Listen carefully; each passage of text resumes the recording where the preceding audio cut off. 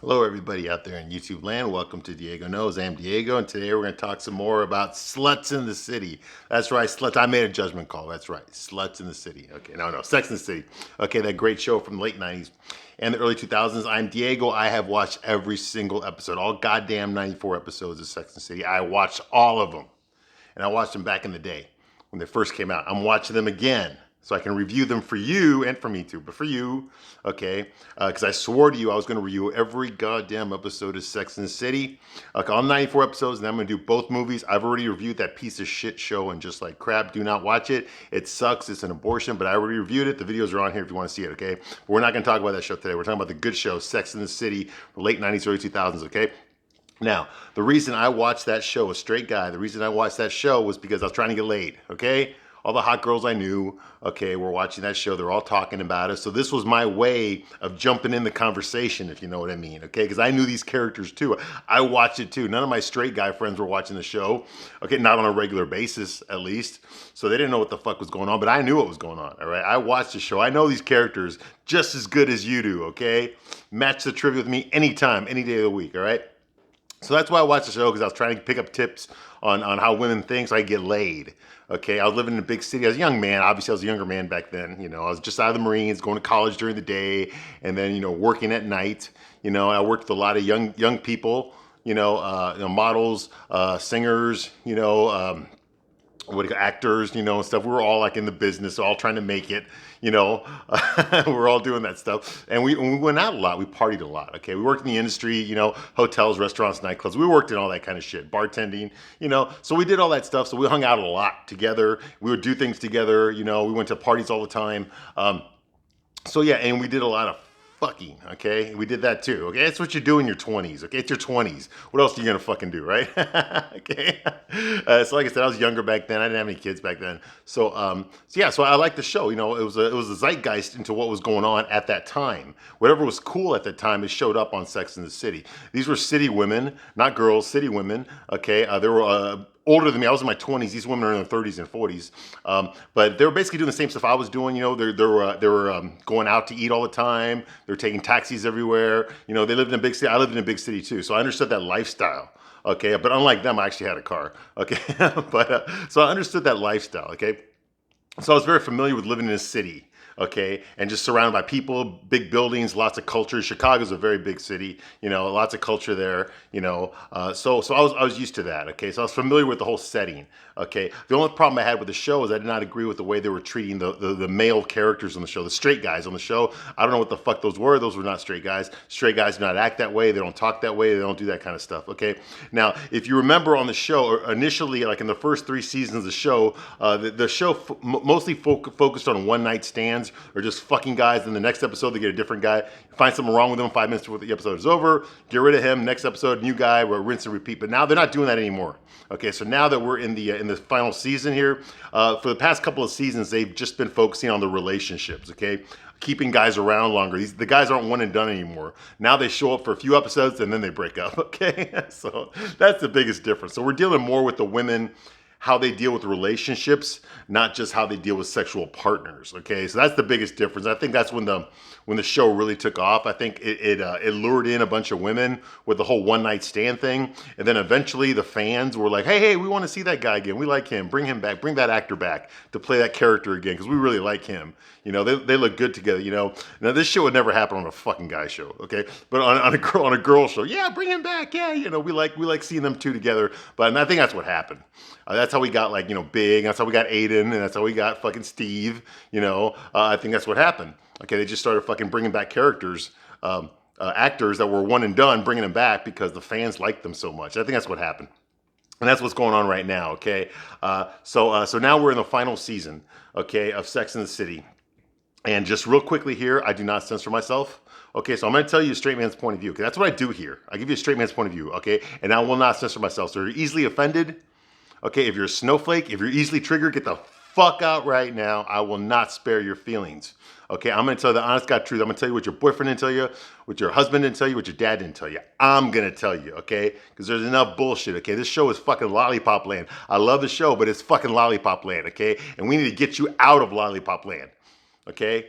I'm going to give you that point of view that nobody gave you, Okay, no guy told you this shit. Okay, no guy told you what I'm going to tell you here. Okay, so just get ready for it. The real question you need to ask yourself is, can you handle it? Can you handle it? I don't think you can. I don't. But we'll see. All right. So like I said, straight man's point of view. Okay. If you're easily offended, get the fuck out right now. Okay. All right. So where we are right now is we are in season 6, the final season. We're almost done, actually. There's only like maybe I think another 4 episodes to go after this one, and that's it. Show's over. All right. So we're in this is season 6, episode 16.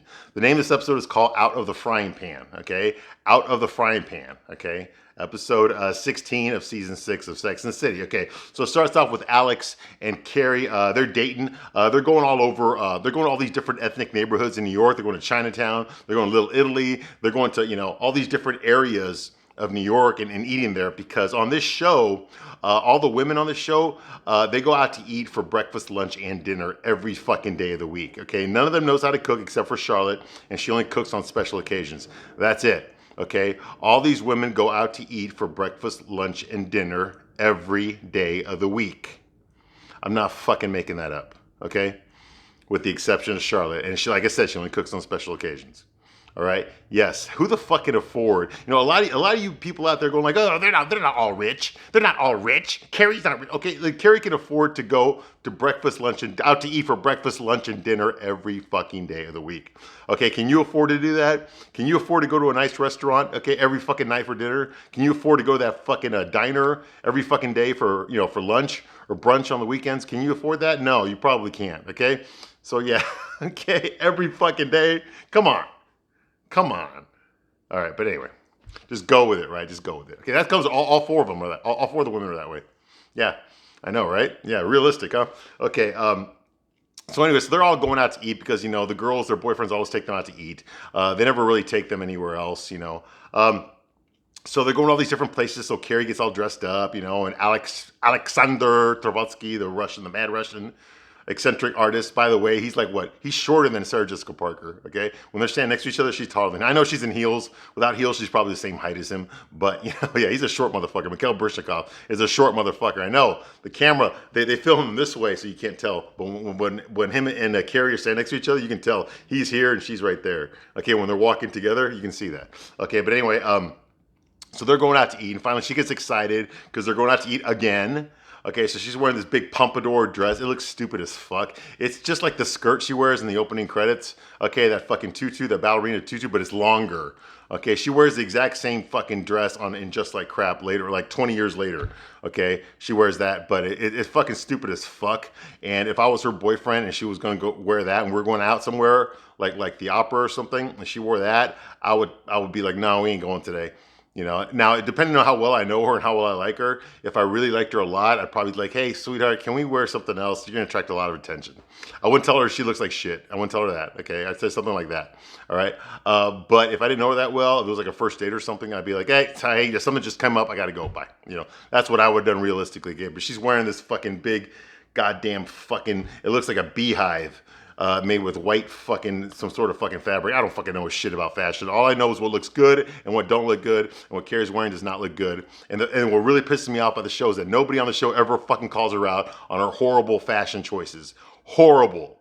And I don't even care about fucking women. I don't know shit about women's fashion. I couldn't tell you what the fucking Oscar de la Renta was or a goddamn Louis Vuitton. I don't fucking know. I've never owned a Prada shirt in my fucking life. Okay? I don't fucking know. All right, but I know what looks good and what don't look good, and when she looks like that, she looks fucking stupid as fuck. She looks like Bozo the fucking clown, like Pennywise the fucking clown. Yeah. All right. Anyway, so he shows up there. He doesn't say nothing about her fucking ridiculous dress. He just says she looks lovely, and she's like, "Oh, where are we going?" He's like, "We're going to go out somewhere very exotic tonight, something spicy." And she's like, "Okay, where?" He's like, "Your living room. Let's go." And I guess he brought his own food. He's gonna cook for her in her own fucking apartment. Turns out he makes risotto, but they don't have Carrie doesn't have a dining room. Okay, she didn't have like a table chairs or anything like that. Okay, what she has is a fucking coffee table, and they sit on the floor and eat off the coffee table. Okay, that's what they do. He's like, I never had to make risotto with a frying pan before. She's like, I never used my kitchen. No, you don't. That's what I'm talking about. Okay. Nobody fucking knows how to cook. Nobody knows how to fucking drive. Well, Carrie barely knows how to drive. Okay, but and why am I saying this? Because I know I love these women too, but you got to remember these women, these four women, are extremely judgmental of everybody else. Okay, they are. They are always judging other people. Okay, Samantha's always fucking insulting a group of people and bolstering herself. Okay, Miranda does the same thing. Okay, Carrie does it too, but in a nicer way. You know, and Charlotte does it by not doing it. Okay, she acts like she expects everyone to act like we don't know that she fucking inherited all her money from her fucking divorce and that she doesn't fucking work and she doesn't have to work because she's got people that will take care of her financially for the rest of her fucking life. We're all supposed to just go with it and act like we don't know that. You know? It's like, we know that, okay? I'm sorry, ladies. I know you're not paying attention to this, ladies, because you're more concerned about what their daily problems are, their trivial problems that they're going through every day, you know? But a guy like us, we're gonna pay attention to shit like this, okay? You know, when a woman starts crying to me about how she's trying to have a kid and she can't, I feel sorry for her in that aspect, but I'm not really gonna fucking feel sorry for her because I know that she's a fucking multimillionaire that married her money, that divorce raped her husband, you know, and fucking kept all of his money, married another rich guy that's gonna support her so she doesn't have to fucking work. So she's not exactly bad off, okay? There's a lot of women out there that are a lot worse off than these four women are, okay? A lot more women are worse off than there are women that have the means like these women do, okay? These are not your average women. These are rich. Yes, they're rich. Okay, upper class New Yorkers. Okay, that's what they are. Rich upper class New Yorkers. Okay, you have to remember that as a man, as a straight man. I remember this every time I watch an episode. Every time I watch an episode, I remember all the women that I know personally that don't have anywhere near the resources that these women have. That have nowhere near the prospects or the privileges that these women have. Okay, I'm fucking Mexican. I'm not even white. Okay. They don't have anywhere near the privileges that these women have, so it's very hard for me to feel sorry for them all the way. I can feel sorry for them to a point, okay? Like Samantha's cancer, I feel sorry for her for that, okay? But at the same time, I also know that this woman is rich, she's wealthy, but she's also full of herself, okay? She is, okay? She's a narcissist. They all are, okay? Okay, as a man, I know guys like Samantha, okay? Guys that all they do is fucking talk about how great they are all the fucking time. Christ, I was in the Marines. I've played on sports teams, okay? I've known plenty of guys like this, okay? And they come across as very egocentric, okay? Now, you women will look at Samantha and go, oh my God, she's such a strong woman. Well, she is a strong woman, but she's also fucking full of herself, okay? And I'm gonna call her out on it on this YouTube channel, okay? Because that's what I would do with a guy acting this way, okay? And I've known lots of guys that act this way, okay? Just like her. Y'all call them chauvinists, okay? Y'all call them egomaniacs. Okay? Well, what do you think fucking Samantha is? Okay? Yeah, she's an egomaniac too. Okay, so what the fuck? You know? All I'm doing is doing exactly what you would do. If there was a guy around you, ladies, and all he did was talk about how great he was, wouldn't you put him in his place? Yes, you would. Of course you would. And you should. And that's what I'm doing with like someone like Samantha. Okay? She's fucking egomaniac sometimes. Not all the time. But she gets there. Okay? More often than not, she will get there. Okay, about how great she fucking is. And when she gets like that, I'm like, okay, you know what? It's not charming anymore, okay? I got to put you back down a peg, all right? You're not all that, Samantha. You're cool. You're not all that. You're not the say end all, okay? Be all end all of everything, all right? Anyway, okay, I know I got on a tangent, okay? So anyway, so the point is that Carrie and Alex are there, okay, in her apartment. They're eating off the fucking coffee table. Okay, he goes like, now it's time for espresso, and Carrie's like, I don't have an espresso machine. He's like, what? And you call yourself a writer, and you don't have an espresso machine? So they go in the kitchen there, and all of a sudden you see a mouse. Yeah, Carrie's got fucking rodents living in her apartment. Yeah, and I'm not talking about roaches either. I'm talking about fucking mice. So this mouse skirtles across the couch. He's like, ah! So luckily Alex has got the frying pan. He's like, he fucking kills it. He kills the fucking mouse. Was there a PETA representative there during the filming of this episode? Because you can't do that really on TV. You can't kill even rodents. You can't really kill animals on TV. Okay, but yeah, he kills the fucking mouse. And yeah, so she's like, oh God, you know, whatever. And he kills it with a frying pan. I thought that was funny. He's like, okay, we go out. Where there's one, there are always going to be more mice. Okay, so meanwhile, the girls all go to the chemo lab okay, where to go visit Samantha while she's having her chemotherapy. She's basically strapped on this bed, okay, and they're all eating popsicles. All four of them are fucking got popsicles in their mouths, and they're all fucking talking while they're eating popsicles, because that's what they do on this show. Okay, they always eat, and they always talk at the exact same time. So they're always talking with food in their mouth. That happens every fucking episode. Okay, and yeah, I know it's fucking disgusting. Okay, but I guess no one ever calls them out on this. The show does this every fucking episode. I don't know why they're obsessed with food and talking at the same. I know people talk when they have meals. Okay, but talking with your mouth full while you're chewing your food and talking at the same time, you know what I mean? Yeah, it's really sexy. By the way, men are all pigs. Yeah, exactly. That happens every fucking episode. All right. So your girls are eating their popsicles and talking. Of course, man, it's gonna make the obligatory fucking, oh, you know, Steve is a lucky man. The way you eating that popsicle, he's a lucky man. You know, that kind of bullshit. Like we didn't know she was gonna do that. Okay, so they're in the chemo room with her. And Miranda's like, you know, you are amazing, Samantha. And she's like, yes, I am, while she's getting chemotherapy. Okay, now I understand. This is what I'm talking about, but I understand the context of the scene. Okay, she probably doesn't feel very good about herself that she's fucking hooked up to this chemotherapy. Okay, and the girls are trying to make her feel better, so of course they're gonna compliment her. Okay, and of course Samantha's always gonna fucking take a compliment and go like, oh, yeah, I know I am. Of course I'm the best thing in the world, you know.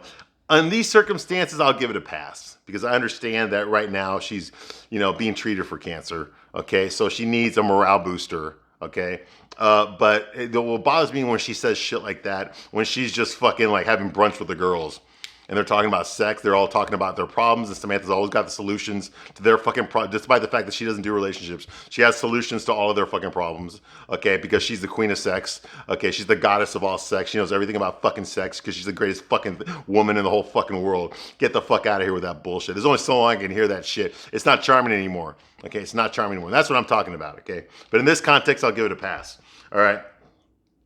So yeah, of course, she tells how fabulous and wonderful she is. You know, she's like, you know, wait till you see me at Smith's movie premiere. He's like, I'm going to kick cancer and that red carpet's ass. Okay. Hey, at least she's thinking positive. Okay, she's thinking positive, and that's a good thing. All right, given the circumstances. All right. Meanwhile, Alex takes Carrie shopping. They're shopping for an espresso machine, so they're actually going to like the kitchen section of some fucking store in New York. I don't know what it is. But it's a section that Carrie says she's never visited before when she goes shopping. She never goes to the kitchen section of any store she's ever been to. Okay, so they're looking at all these espresso machines, okay? And she, of course, she's talking about Samantha the entire time, you know, because she's worried about her friend and her cancer, you know? And Carrie's like, you know, she doesn't even look sick, Alex. Ah, yes, Gary, but she is sick, yes? Well, you know, she was, she was sick, but she'll be fine. You know, I had a friend once with breast cancer. She died. And Carrie's like, you know, like, how the fuck could he say something like that, you know? Well, I don't think he meant it. Maybe he's Russian, okay? Maybe they're just more blunt over there, okay? They don't have the mannerisms that Americans have. What he said, was it cruel?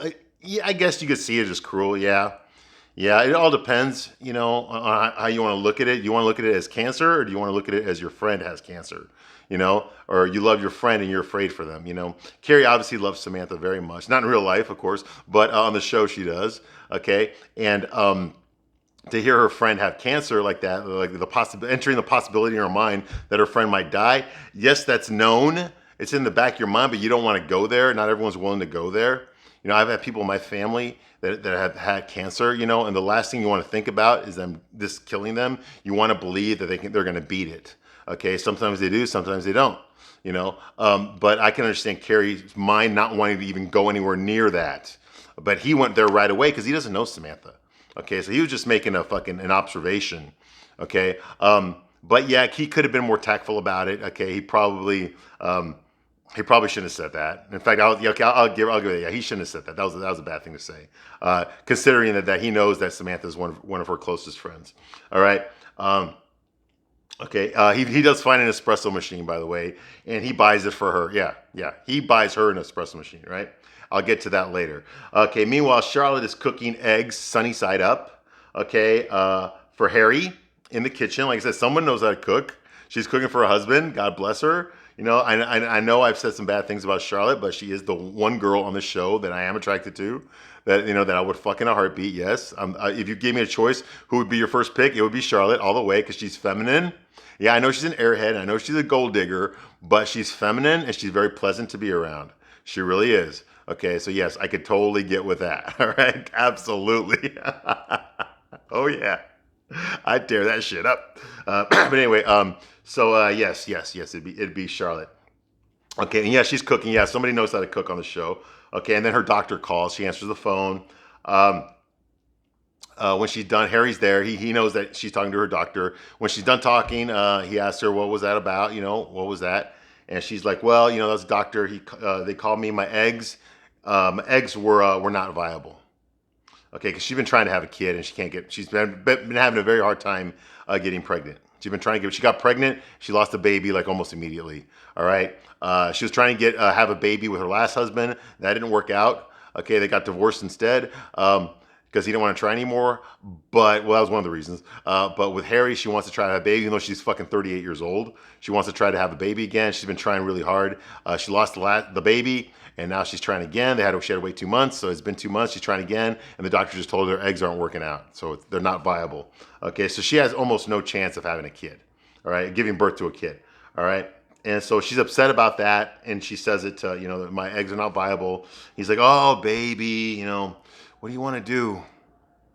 And she's like, "Well, we'll try IVF again." He's like, "We already tried it twice." "Well, then we'll try it again. It's gonna have to work eventually." You know. And he's like, "Hey, are you okay, honey? Are you okay?" He's like, "I'm going to go for a run, okay? I'm just going to go for a run." Okay, and I get it. I do that myself, okay? Sometimes when life gets too stressful, you know, when things just like, you know, when I got so much going on in my mind, you know, I need to take a break from it all. Otherwise, I'm going to collapse into a ball of fucking neurosis, okay? And I don't ever want to turn into a Carrie, all right? So what I do sometimes is I'll just fucking put on my gym shoes and I'll fucking put on my headphones, and it's time to fucking go run. It's time to go fucking listen to the fucking Rocky soundtrack, okay, for a few hours, okay, while I'm busting my ass out there running, okay. It makes me feel good. I feel much better afterwards. Yeah, I'm sore the next day because I'm not a young man anymore, but it makes me feel great. Pushing myself that hard, you know, it's kind of a form of meditation for me, okay. It's kind of like some girls do yoga. I do running. Okay, I love to run long distances, okay? 4 miles, 5 miles, 6 miles, 7 miles, I'll do it. I'll fucking do it. I've run the steps in Philadelphia. I've done that whole Rocky run before. Okay, I love to run. Okay, it puts me in the zen. It puts me in my zone. Okay, where nothing fucking matters. All that matters is what I'm doing in the music. You know, it's kind of like getting a connection with your higher power. Okay, that's how I look at it anyway. It's very relaxing and calm. Even though I'm pushing myself and I'm sweating like crazy and I'm breathing hard, it doesn't fucking matter. Okay, it puts me in a zone where I'm in touch with nature. I'm in touch with my higher power, and it's a fucking great ass feeling. So I understand what Charlotte's doing. I do the fucking same thing myself. She doesn't want to go there, and that's the theme of this episode: is people not wanting to go certain places in their mind. They'd rather live in a denial where they don't have to accept reality. Well, you know, you don't always have to go to pick the worst possible scenario every single time there's a problem. Okay, but you can't ignore the fact that it is a possibility. Okay, and depending on the circumstances, on how far you want to go there. All right, so that's basically the theme of this episode. Okay. Meanwhile. Okay, yeah, she sees a baby and she runs really harder while she's running in Central Park. Okay, Miranda and Steve are looking at houses in the newspaper. Okay, they're sitting in bed, which is next to the fucking the kitchen table. Okay, they're sitting there and they're looking at newspapers. They're looking for a place. They need a bigger place. Okay, they have a 1-bedroom apartment and they're sharing it with a baby. Okay, this is the apartment that fucking Miranda bought. Okay. So they're looking through newspapers. Now, for those of you kids out there, you probably won't know this, okay? But newspapers, we used to use newspapers for a lot of things. One of the things we used newspapers for back in the day okay, because we're old, okay, is we used to use it to look for places to live. I know, weird, right? You open up a piece of paper and there's listings there about, hey, this place is available. This is when we're showing it. This is how much it costs. This is what it offers. You know, call this phone number if you want to set up a meeting so you can go see the place. We used to do that, okay? I know, right? Yeah, a long time ago, long time ago. But anyway, this is when this has happened, okay? This is 2004. So that's what they're doing. Steve notices one in the newspaper that sounds really promising, but it's in Brooklyn. Of course, fucking snobby ass Miranda will never leave Manhattan. Fuck that noise. I'm a Manhattan girl. That's what she tells her. I told you not even to look in that section of the newspaper. Okay, I'm not going to Brooklyn. Ain't nobody going to Brooklyn. Okay, none of my friends will ever go to fucking Brooklyn. You know, no, we don't. I'm a Manhattan girl all the way. You know, he's like, well, let's just take a look at it. You know, but you know. So that's going on here. Okay, and he's like, well, I'm from Queens myself, you know, but I mean, the place sounds good.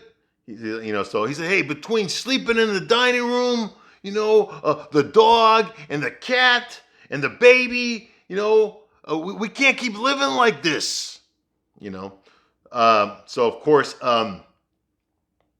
meanwhile, okay, yeah, so that they're considering looking at the place in Brooklyn. Okay, so meanwhile, Alex makes Carrie some very strong espresso. Okay, at his place because he's got an espresso machine. You know, because he's an artsy fartsy, you know, Russian who acts European motherfucker, right? He has espresso. Okay, and she doesn't like it. Okay, and again, espresso's not for everybody. Okay, it's not. It's some strong ass shit. When I made espresso, I made it fucking strong as fuck, man. So yeah, I know espresso's not for, but I don't see how the fucking Italians drink it, honestly. It's too fucking strong. It's like drinking like concentrated dirt. Okay, just like, no, you got to mix that up, man. Coffee or cappuccino, man. That's the only way I can do it, you know, with fat-free milk, of course. All right. So yeah, so that's going on here. Okay, Carrie does not like the espresso. Okay, and Carrie's like, you know, I need to talk to you, Alex. I don't really like how insensitive you were. Okay, when I told you about Samantha, my good friend Samantha's cancer, you responded with your friend dying. I'm sorry about your friend dying, okay, but mine is going to be just fine. Yes, Gary, understand. And my friend died. She's like, you're doing it again! Not everyone dies! Well, then those people are lucky. Okay, maybe I wasn't being clear. Okay, you're clear you don't want your friend.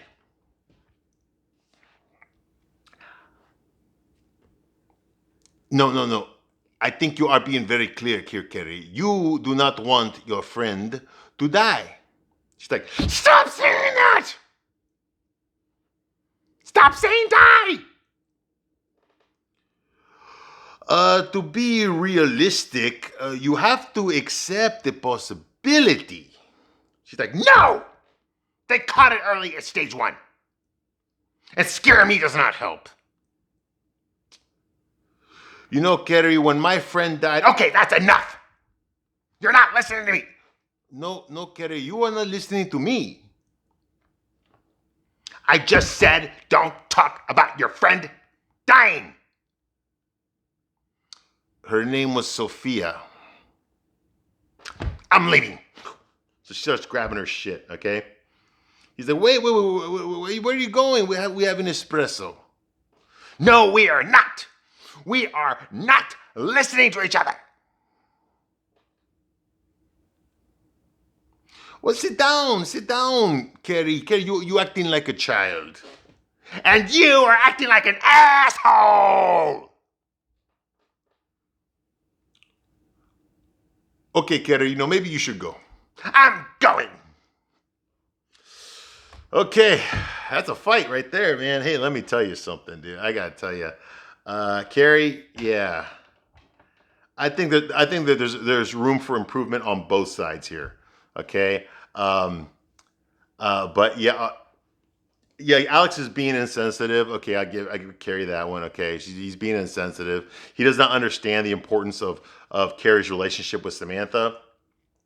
But you know, Carrie. This guy takes you out to these expensive places to go eat. He took you to the Met. I know you guys didn't go, but he bought tickets to the Met to go see La Travagna. And instead, you wanted to go to McDonald's. Okay, but he takes you all these different places. All right, he bought you this espresso machine, which I'm pretty sure wasn't cheap. Okay, I don't own an espresso machine because I don't want one, but I know they're expensive. I know they're not cheap. And this one he's got her look pretty nice. Okay, I know they're in his place right now, but he bought her an espresso machine. Okay, you'll see it later in the episode. All right, it's not like she paid for it. Okay, he bought her that fucking Oscar de la Renta dress the other episode. I mean, he's spending a lot. He can afford to spend the money. Okay, he's got the money. He's spending a lot on her. Okay, and what is he getting in return? He's getting sex, yes, but he's also getting her fucking attitude. All right, he's also getting her fucking ingratitude. Okay, now I'm not saying she should be kissing his ass. She should not. Okay, but before you call a guy an asshole, your boyfriend an asshole, you should really stop and think. Because I know you don't like what he's doing right now. Okay, but you should really stop and think about all the things he has done for you already, and don't just discount all that, because it all counts. Not just the stuff that you're concerned about at this moment. Okay, it all counts. All right, you should really think about that before you call your fucking boyfriend an asshole. Okay, an asshole doesn't fucking kill the mice in your fucking apartment. An asshole doesn't fucking come to your house and cook for you. An asshole does not buy you a fucking $2,000, $3,000 fucking espresso machine. Okay, an asshole does not fucking take you to all these fancy restaurants and all these fancy shows and buy you expensive fucking custom-made dresses. No, an asshole does not do that. Okay, he may do some stuff that an asshole would do. Okay, but all those things combined is not equal an asshole. All right, he's got to do a little bit more things, worse things, to qualify for that title. Okay, so yeah, but I understand she's upset, but she should really think about that, and she should consider apologizing to him when she calms down. All right, and he needs to think about like what he's saying. You know, like obviously she doesn't like it when he keeps saying dying, when he keeps mentioning his friend dying from breast cancer. So if it were me, I would just wouldn't bring it up anymore. Okay, this is a tense topic. Let's just talk about something else. Okay, that's what I would do, but of course this show's not going to go there. All right. So that's going on here. Meanwhile, Charlotte's out there jogging in Central Park, and she comes across this Cocker Spaniel. It's this cute little dog. And she starts petting it, okay? And Charlotte, she's in the park and she's stretching, and the Cocker Spaniel comes up to her. She talks to the dog owner. The dog owner is this old lady named Trudy, and she's got like 5 dogs with her, okay? And she's an older lady, and Trudy's upset that this particular dog, I forgot the name of it, but it's a super long name. This particular Cocker Spaniel that Charlotte's petting right now, she bought her for a dog show, but one leg is shorter than the other, so there's no way this dog would ever win a dog show. So she feels like it was not a good return on her investment. Okay. Meanwhile, Miranda gets a cab to go to Brooklyn, but all the cabs that she gets in, none of them go to Brooklyn. So she doesn't know how she's going to get there. She's going to have to find another way to get to Brooklyn because, like I said, she lives in Manhattan, all right? Meanwhile, Smith is getting a blowjob from Samantha. Okay, and it's going pretty well. Okay, Samantha's there blown just okay, and he's got his hand on her head. Okay, and he accidentally, when he pulls his hand off her head, he accidentally pulls some hair out. Okay, because like she had chemo, right? Well, that's one of the side effects of chemotherapy. You lose your hair. Okay, and it freaks him out. He's like, oh my god, you know. And all of a sudden she's like, what? You know, and she grabs the hair out of his hand, you know, and she's like, hey, don't worry about it, it's okay, you know. And then she goes down to blow him again, but he loses his heart on. So she just decides, you know what, I'm just gonna go take a shower. And she just gets up, all right? Well, she gets mad at him for losing his heart on. Hey, I'm sorry, okay? But, you know, if I know that my girlfriend's got cancer and she's going through chemotherapy and some big lump of her hair comes out in my hand, yeah, I'm probably gonna lose mine too. Okay, it kind of takes you out of the moment a little bit, you know? So you really shouldn't fault him for that.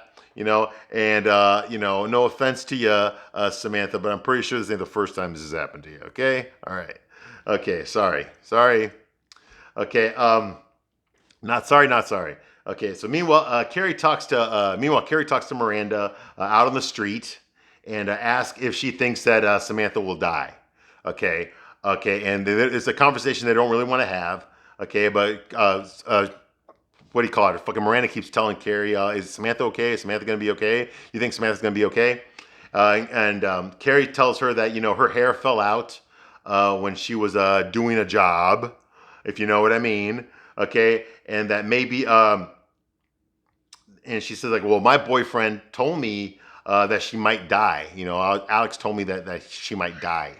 Okay. And I called him an asshole when he said that. Okay, and it was our first fight, and Miranda says, like, yeah, I pretty much figured it was your first fight, and he's like, he's usually so sensitive about so much to do, but with death, he's just like, deal with it. This is a man who kills mice and optimism equally, and Miranda says, like, it's not denial. Yeah, you should date him, Miranda. At least it's not denial, Carrie. They get it early. They got it early. She'll be fine. By the way, Steve wants to move to Brooklyn. Carrie's like, stop! I can't handle that. There's no way that you are going to Brooklyn. That's not going to happen. Okay, so later on, Carrie tries putting together the super expensive espresso machine that her asshole boyfriend bought her. Yeah, the asshole boyfriend who bought her a super expensive espresso machine. Yeah, because that's what assholes do, right? They buy their girlfriends a super fucking expensive espresso machine. Okay? Then he bought it and gave it to her for free. Okay, for doing fucking nothing. Okay, Carrie earned that espresso machine because she knows how to turn food into shit. Okay, that's how she earned it. All right, and that gets us to the theme of this episode. The thesis of this episode is denial, friend or foe. Denial, friend or foe. Okay. Meanwhile, Charlotte is about to go for a run again in Central Park. Okay, when she sees Harry, she's about to leave her apartment. She sees Harry on the computer. He's online, and she asks him, "What are you doing?" And she catches him. He's basically going over adoption websites, and he's like, "Well, there's just some adoption website, just in case, as a backup plan. That's all it is." That's what he tells her, And Charlotte sits alone in the park thinking about this, and she sees Trudy again, the old lady with all the dogs. And she shows up again with her Cocker Spaniel, the one that I can't pronounce the name for. Okay, and Trudy complains about her dog again. And then Charlotte has this moment while she's playing with that Cocker Spaniel. She looks at Trudy and she tells Trudy, Trudy, just because someone doesn't perform the way that you want doesn't mean you should just give up on them. And then like Trudy's like, what? Like that was it was kind of a rude thing to say to her. But, and then she starts crying. She's like, I'm sorry. He's like, I've been trying to have a baby. And it's not going well. And Trudy's like, yeah, I don't have much use for babies or labs. Okay. All right. So that's going to end part 1 of this review. And I will be back very shortly with part 2. So thank you very much. And I'll see you on the next one. Bye.